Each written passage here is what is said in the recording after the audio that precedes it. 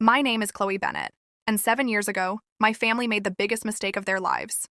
Not because they hated me, not because they wanted to hurt me, but because they were so sure I'd never become anything. And honestly, for most of my 20s, I almost believed them. I was 29 years old working overnight shifts at a warehouse outside Columbus, Ohio. The kind of job where nobody remembers your name.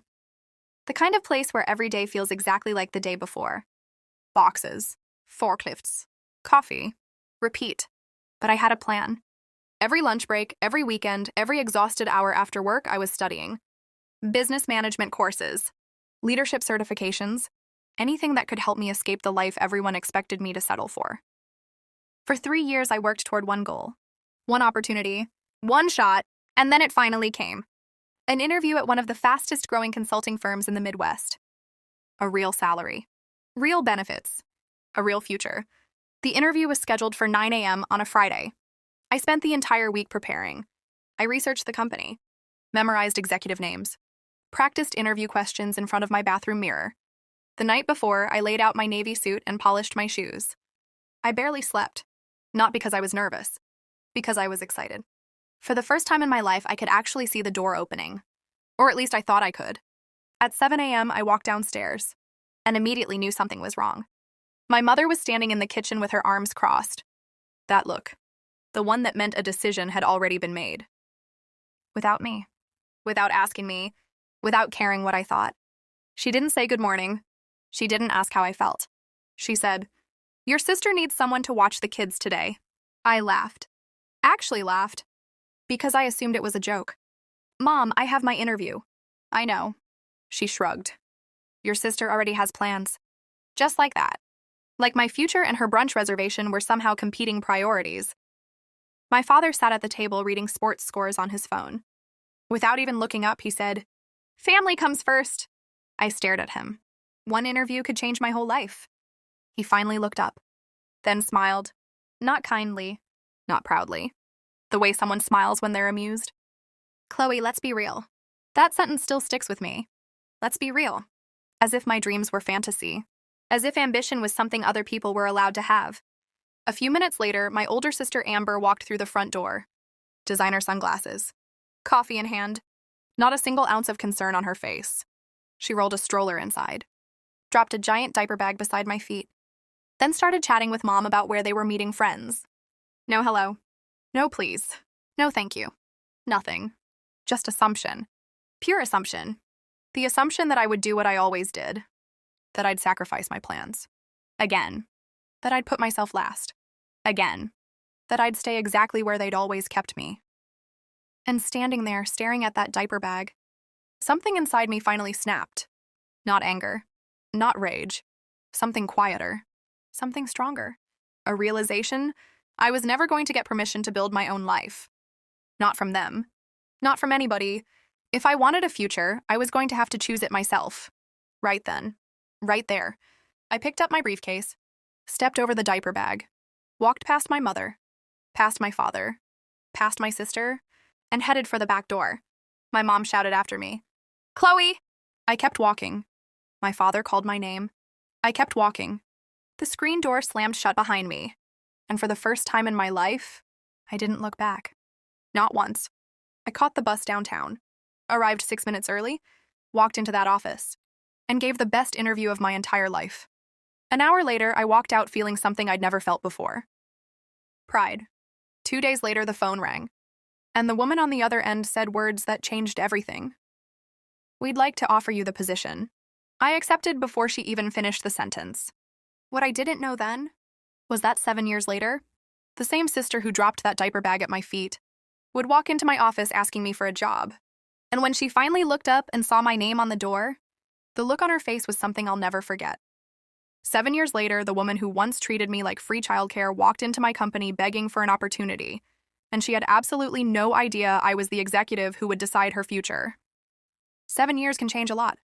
A career, a bank account, a zip code, a future. But the thing people don't talk about enough is this. Success changes how you see the past. When I walked away from my family that Friday morning, I wasn't trying to prove anybody wrong. I was trying to survive. That's it.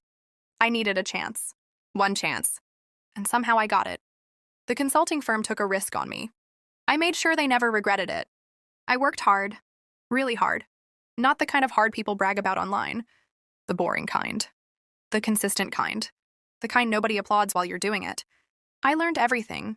Stayed curious. Asked questions. Volunteered for projects nobody wanted. While other people watched the clock, I watched the people making decisions. I studied them. How they spoke. How they negotiated.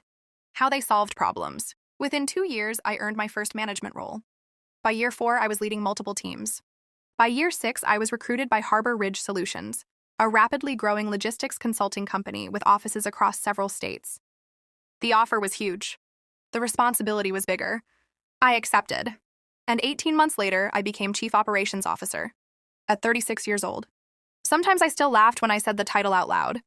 Not because it wasn't real. Because younger Chloe would have never believed it. Life had become almost unrecognizable. I owned a home, had investments, built a career, built confidence, built boundaries. Most importantly, I built a life that belonged to me.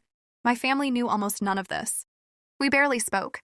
A birthday text here, a holiday message there. Nothing more. Honestly, I preferred it that way. Then came a Tuesday morning that started like every other. Coffee, meetings, emails, hiring reviews. Our company was expanding, and HR had sent over a list of finalists for several open positions. I was halfway through the stack when one resume made me freeze. Amber Bennett. My sister. I stared at the screen, then checked the address, the phone number, the employment history. It was definitely her. For a second, I honestly thought it had to be a coincidence. But it wasn't. Amber had applied for an entry-level client support coordinator role. Not management. Not leadership. Entry-level. The notes from HR surprised me. Strong communication. Professional attitude. Highly motivated. Recommended for final interview. I leaned back in my chair. 7 years. And somehow life had brought us right back into the same story. Except now we were standing on opposite sides of the table. The younger version of me would have enjoyed that irony. The older version didn't. Because the truth is, revenge sounds exciting until life actually gives you the opportunity. Then it mostly feels sad. I could have rejected her application. Nobody would have questioned it. Nobody would have known. One click. Done. Instead, I approved the interview. Because leadership isn't about settling old scores. It's about making fair decisions, even when they're difficult. 3 days later, Amber arrived for her interview. I watched security footage from my office, not because I was spying, because I was curious. She looked different, older, tired, nervous. Life had clearly been teaching lessons of its own. Gone was the confidence that used to fill every room. Gone were the designer sunglasses and casual entitlement. She looked like someone carrying responsibilities. Someone trying to start over. For the first time in years, I felt something close to sympathy. The interview panel loved her. She was prepared. Professional. Honest. The recommendation came back unanimous. Hire her. So I did. Her start date was 2 weeks later.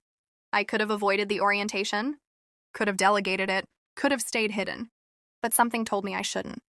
Not because I wanted revenge. Because some moments deserve witnesses. The new hires were seated around a conference table when I walked in. 8 people. Laptops open. Orientation packets ready. Amber was looking down at her paperwork.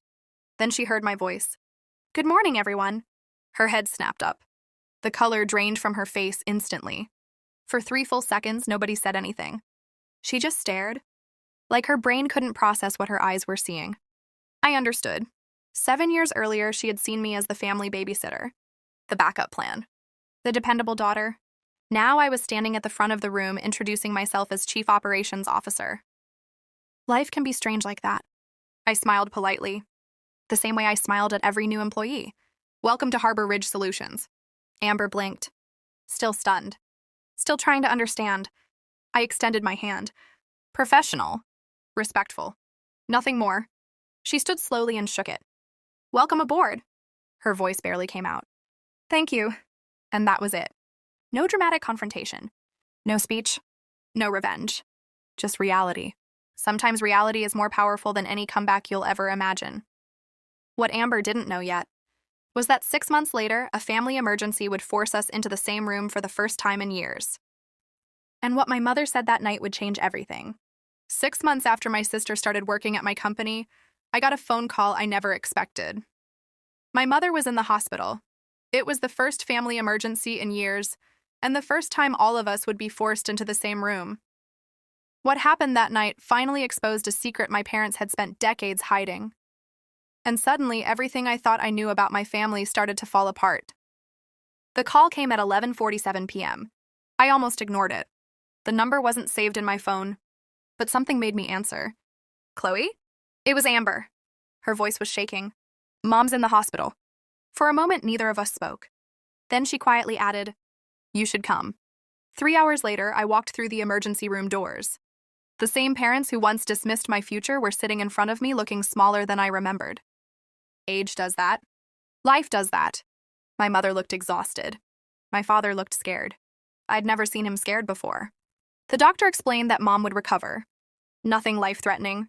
But the incident had been serious enough to force conversations nobody wanted to have.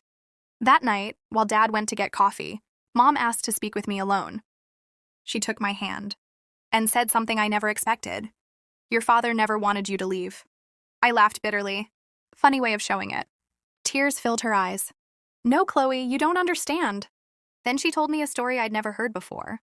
A story about a younger version of my father, a man who had once dreamed big himself, a man who had failed, a man who became so afraid of disappointment that he started discouraging everyone around him from trying, including me. For the first time in years, I saw my parents as flawed people instead of villains. But understanding wasn't forgiveness. Not yet. Before I left, Mom whispered, There's something else you deserve to know. And suddenly I realized the hospital wasn't the real surprise. The real surprise was still coming. The next morning, my mother handed me a sealed envelope she'd hidden for nearly 20 years. Inside was a secret that explained everything about my father's behavior, and why he spent my entire life trying to convince me not to dream bigger. The envelope was old, yellowed, worn around the edges. My name was written across the front in handwriting I didn't recognize. Inside was a rejection letter. Not mine, my father's. 32 years earlier, he'd been offered an opportunity to join a major engineering firm. The job would have changed his life. But he turned it down, not because he wanted to, because his own father convinced him he wasn't good enough. The words hit me like a punch. Suddenly, I saw the pattern. Pain passed down through generations. Fear disguised as advice. Limitations disguised as protection. My father had repeated the same mistakes he'd experienced. Not because he hated me, because nobody had ever taught him another way. That realization didn't erase the damage, but it explained it. When I finally confronted him, he couldn't even look me in the eye. Instead, he quietly said, I was afraid you'd fail. I stared at him, then answered, You should have been afraid I'd succeed without you. For the first time in my life, he cried, I thought confronting my father would bring closure. Instead, 2 months later, a financial disaster hit my parents, and suddenly the daughter they underestimated became the only person who could save them. My parents were drowning in debt. I didn't know how bad things were until Amber called. Medical bills, credit cards, poor financial decisions, everything had piled up. The family home was weeks away from foreclosure. The same house where I'd spent years feeling invisible. Now it was disappearing. Dad refused help. Of course he did. Pride had always been his favorite hobby, but pride doesn't stop banks. I offered professional assistance, not money, a plan, budgets, debt restructuring, negotiations. For months I worked behind the scenes. Slowly the situation stabilized. One evening, Dad surprised me. He showed up at my office, sat down, looked around, then quietly said, I used to think this was impossible for you. I didn't answer. He looked at the floor. I was wrong. It was the closest thing to an apology I'd ever received. Just when my relationship with my father finally started healing, Amber revealed a family betrayal that none of us saw coming, and it involved someone we all trusted. The betrayal came from Uncle Rick, Dad's younger brother, the family favorite, the charming one, the successful one. Or so we thought. Amber discovered he'd manipulated our parents into signing several financial agreements years earlier. Agreements that benefited him, not them. The evidence was undeniable. Bank records, documents, emails. The fallout was brutal. For years, my parents had trusted him completely. Now they realized he'd been quietly taking advantage of them. Dad was devastated. Mom was furious. And for the first time ever, the entire family stood on the same side. Together. The legal battle against Uncle Rick lasted nearly a year. But the real shock came when a judge revealed something hidden inside the case files that changed our family forever. The court case uncovered more than financial records. It uncovered history. Decades earlier, my grandfather had left behind a letter. A letter nobody knew existed. In it, he admitted regretting the way he'd raised his children. Especially my father. The man who spent years believing he wasn't enough. The man who unknowingly passed that insecurity to me. Reading that letter felt like watching generations of pain unravel in front of me. Nobody spoke for several minutes afterward. We simply sat together, understanding. Finally, a year after the court case ended, Amber walked into my office with a resignation letter in her hand, and what she said next nearly brought me to tears. Amber had changed. The entitled sister from years ago was gone. In her place stood someone stronger, more humble, more self-aware. She handed me the resignation letter. I got another opportunity. I smiled. That's good news. Then she surprised me. You inspired me. I almost laughed. She shook her head. I'm serious. She looked directly at me. For years, I thought people existed to help me. Watching you taught me responsibility. It was the first genuine sister moment we'd shared in nearly a decade. Just when life finally seemed peaceful, my father made one last request, a request that forced me to revisit the exact place where everything began. Dad wanted to sell the family home, but before it happened, he asked me to visit one final time. The kitchen looked smaller. The hallway looked narrower. The house hadn't changed. I had. We stood near the back door, the same door I'd used 7 years earlier.